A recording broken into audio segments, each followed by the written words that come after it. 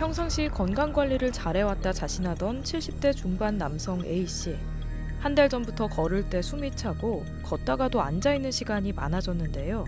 최근 들어 증상이 점점 더 심해지는 것을 느낀 A씨는 병원을 찾아 여러 검사를 받았습니다.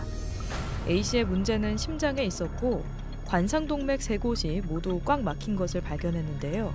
현재는 관상동맥 우회수를 받고 건강한 생활을 유지하고 있습니다. 심장은 대동맥이라는 우리 몸에서 가장 큰 동맥을 통해서 머리부터 발끝까지 각 장기들이 필요해하는 산소와 영양분이 있는 혈류를 보내주는 우리 몸의 펌프입니다. 이 심장도 산소와 영양분을 공급받아야 두근두근 뛰면서 펌프 역할을 할 수 있습니다. 즉, 심장에 산소와 영양분을 공급해주는 혈관을 관상동맥이라고 합니다. 이 동맥은 심장에 왕관을 씌운 듯한 모양으로 심장 표면에 위치하고 있어 명칭이 왕관 모양의 동맥, 즉 관상동맥이라고 불리게 되었습니다. 이 관상동맥은 대동맥 시작 부위에서 왼쪽으로 하나, 오른쪽으로 하나, 각각 하나가 나오고 왼쪽의 관상동맥은 나오자마자 다시 앞쪽으로 가는 동맥과 뒤쪽으로 돌아가는 동맥으로 나뉘어져 왼쪽에 2개, 오른쪽에 1개로 일반적으로 3개의 관상동맥이 있다고 말합니다. 건강보험심사평가원은 최근 5년간 심장질환 진료 추이를 분석한 결과 2018년부터 2022년까지 환자 수가 연평균 4.6% 증가했다고 발표했습니다. 더불어 최근 5년간 심장질환 진료 현황 분석 결과를 발표했는데요. 이 중 관상동맥 우회술 환자 수는 8.1% 증가했으며 연평균 2% 증가한 셈입니다. 관상동맥 우회술은 관상동맥에 이상이 생겨 심장에 제대로 된 혈류를 공급하지 못하였을 때 필요한 혈류 유지를 위해 새로운 우회로를 만들어주는 수술입니다. 도로가 이미 망가져 차가 못 다닐 정도로 되었다면 이를 해결하는 방법이 2가지가 있을 수 있습니다. 도로를 수선하고 복구하는 방법이 하나 있을 것이고 아예 새로운 도로를 만드는 방법이 다른 방법일 것입니다. 첫 번째, 도로를 수리하는 것이 흔히 말하는 스텐트 삽입술이고 이는 순환기내과에서 마취 없이 시술로 하게 됩니다. 그리고 이미 도로가 너무 노후화되어 다시 못 사용할 경우 도로를 새로 만들어주는 것이 심장혈관흉부외과에서 시행하는 수술인 관상동맥 우회술입니다. 관상동맥 질환의 대표적인 증상은 협심증입니다. 협심증은 말 그대로 심장이 쪼이는 듯한 느낌을 말하는데요. 가슴이 조이거나 가슴에 돌을 얹어놓은 것처럼 압박감이 느껴집니다. 어떤 환자는 고춧가루를 뿌려놓은 것처럼 가슴이 쓰라리다고 표현하기도 하는데요. 전형적인 증상은 아니지만 간혹 치통이 심하거나 목 위로 강한 통증이 나타나기도 하고 왼쪽 팔이나 어깨로 통증이 퍼지기도 합니다. 관상동맥이 막히는 이유는 여러 가지가 있습니다. 흔하지는 않지만 선천적인 이유도 있고 염증이 생겨 좁아지는 경우도 있습니다. 하지만 가장 흔한 원인은 동맥경화입니다. 동맥경화는 관상동맥 자체에 문제가 발생하여 점진적으로 진행하는 경우가 가장 많습니다. 동맥경화는 흡연, 고혈압, 당뇨, 콜레스테롤 과다, 비만, 운동 부족, 노화, 유전적인 원인 등 여러 원인들에 의해 복합적으로 발생할 수 있습니다. 최근에는 평균 수명이 길어지면서 더욱 많은 동맥경화가 발견되고 있습니다. 모든 수술에 있어서 최소 침습 수술이 화두인데요. 최소 침습 수술은 수술 시 절개 부위를 줄여 인체의 상처를 최소한으로 남기는 수술 방법입니다. 하지만 심장은 잘못 건드리면 심장마비나 심실세동이 올 수 있어 최소 침습 수술이 보편적으로 이루어지진 않고 있는데요.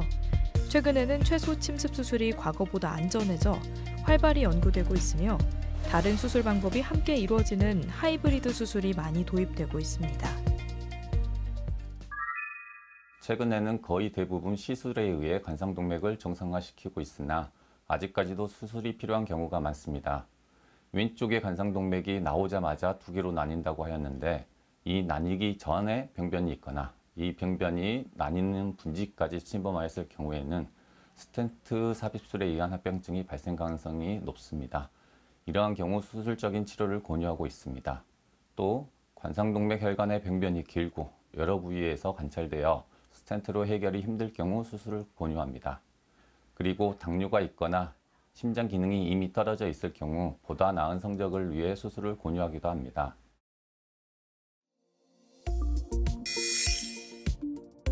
관상동맥 우회술에 앞서 관상동맥 질환을 진단하기 위해 1차적으로 혈액 검사를 하고 심전도를 찍습니다.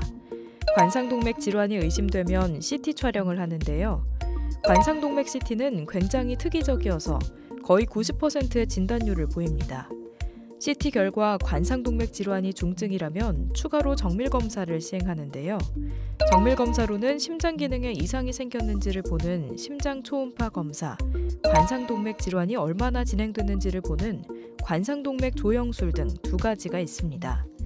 심장 기능이 많이 상한 후 발견됐다면 심장 MRI를 찍어서 심장 근육의 손상이 회복될 수 있는지를 파악하는 검사까지도 시행할 수 있겠습니다. 관상동맥 우회술은 전신 마취를 하고 진행하게 됩니다. 최근 심장 수술도 최소 침습 수술로 작은 절개를 하고 뼈를 가르지 않고 수술을 하는 경향입니다. 하지만 아직까지 관상동맥 우회술은 하나의 혈관만 문합하는 특별한 경우가 아니면 최소 침습 수술로 접근이 힘든 상태입니다. 그래서 일단 가슴 정중앙을 절개하고 가슴뼈를 절개하고 수술을 진행합니다. 그리고 새로운 도력격인 우위혈관을 채취하게 됩니다. 보통 많이 사용하는 혈관으로는 가슴 안쪽에 있는 가슴속 동맥과 다리의 표면에 있는 정맥입니다. 이를 떼어내어 심장의 관상동맥에 연결하게 됩니다.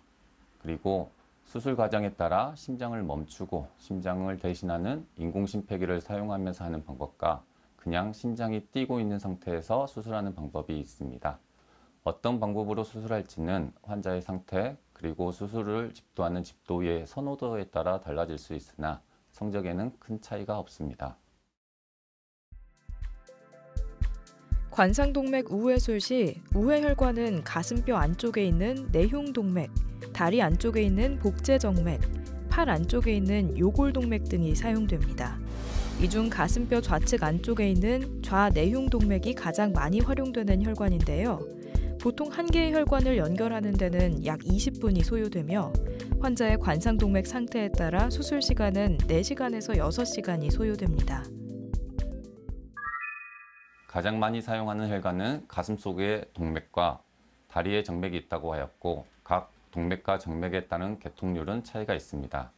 그중 가장 혈관이 좋은 성적을 보여주는 것이 가슴속 동맥으로 10년 개통률이 90%가 넘어갑니다. 따라서 우리나라뿐만 아니라 전 세계 모든 병원에서 이 가슴속 동맥은 세 개의 관상동맥 중에서 가장 중요한 역할을 하는 왼쪽에 앞으로 주행하는 혈관에 연결해 주고 있습니다. 그리고 다음으로 많이 사용하는 다리에서 떼어내어 사용하는 정맥은 10년 개통률이 60에서 70% 정도였으나 최근에는 손상을 최소화하는 방법들이 개발되면서 좀 더 좋은 성적이 보고되고 있습니다. 수술 후 발생할 수 있는 합병증은 대동맥의 찌꺼기 등이 뇌혈류로 가서 뇌혈관을 막아 생기는 뇌졸중, 항혈전제 및 항응고제 사용 등으로 인한 출혈, 콩팥 기능의 손상, 가슴뼈 절개부의 감염 등의 인체 내 각 장기의 기능이 일시적으로 떨어져 생기는 합병증에 해당하는 것들인데요. 하지만 수술 전 적절한 검사를 통해 이런 위험성은 거의 줄일 수 있기에 너무 염려하지 않아도 됩니다. 퇴원 시 일상적인 생활은 가능하나 가슴뼈를 절개하고 하는 수술이다 보니 간헐적인 통증은 있을 수 있습니다. 그래서 2주에서 4주 후 직장 복귀를 권유하고 있고 가슴뼈가 완전히 붙을 때까지인 2개월에서 3개월까지는 무거운 물건 들기나 윗몸 일으키기 등은 피하라고 설명하고 있습니다. 그 외에 통상적인 빠른 걸음걸이나 조깅 등의 유산소 운동은 퇴원 직후부터 권유드리고 있습니다. 여기서 잠깐! 잘못된 의학 상식을 바로잡아 건강도 지키고 상식도 키우는 Yes or No! 관상동맥 우회술 시 인공심폐기를 사용하면 출혈 위험이 커진다는데 사실인가요? 예스이면서도 노입니다. 인공심폐기를 사용하기 위해서는 대동맥과 심장에 관을 삽입하여 몸속의 피를 빼내주고 넣어줘야 합니다. 이는 인공심폐기를 사용하지 않았을 경우보다 보다 많은 출혈 가능성 부위가 생긴다는 것입니다. 그리고 자신의 피가 인공심폐기를 거치면서 전신적인 염증 반응이 활성화될 수 있고 이것이 수술 후 출혈에 악영향을 줄 수는 있습니다. 하지만 최근에는 인공심폐기 자체의 발전과 인공심폐기 운영의 발전으로 꼭 인공심폐기를 사용하였다고 하여 출혈 가능성이 사용하지 않았을 때보다 높지는 않습니다. 잘못된 의학 상식 깨치기 Yes or No. 두 번째, 관상동맥 우회술은 남성보다 여성에게 더 많은 합병증을 유발하나요? No, 아닙니다. 수술은 남성이나 여성이에 따라 수술법이 달라지지 않기 때문에 이에 따른 합병증의 발생률은 큰 차이가 없습니다. 하지만 여성의 뼈가 남성보다 약한 경우가 많고 여성에서 피부 밑에 지방층이 더 많아 이런 문제로 수술 상처 부위에 문제가 발생하는 경우는 있으나 대부분의 합병증은 큰 차이가 없습니다. 관상동맥 질환은 생활습관과 밀접한 관련이 있습니다. 관상동맥 우회술이 성공적으로 끝났다 하더라도 좋지 않은 생활습관이 유지된다면 재발을 피할 수 없는데요. 가장 먼저 고혈압, 당뇨, 고지혈증이 있다면 반드시 잘 관리해야 합니다.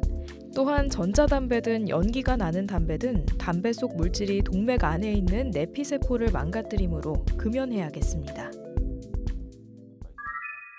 우리나라 대부분의 환자들은 수술에 대한 두려움으로 거부감을 보입니다.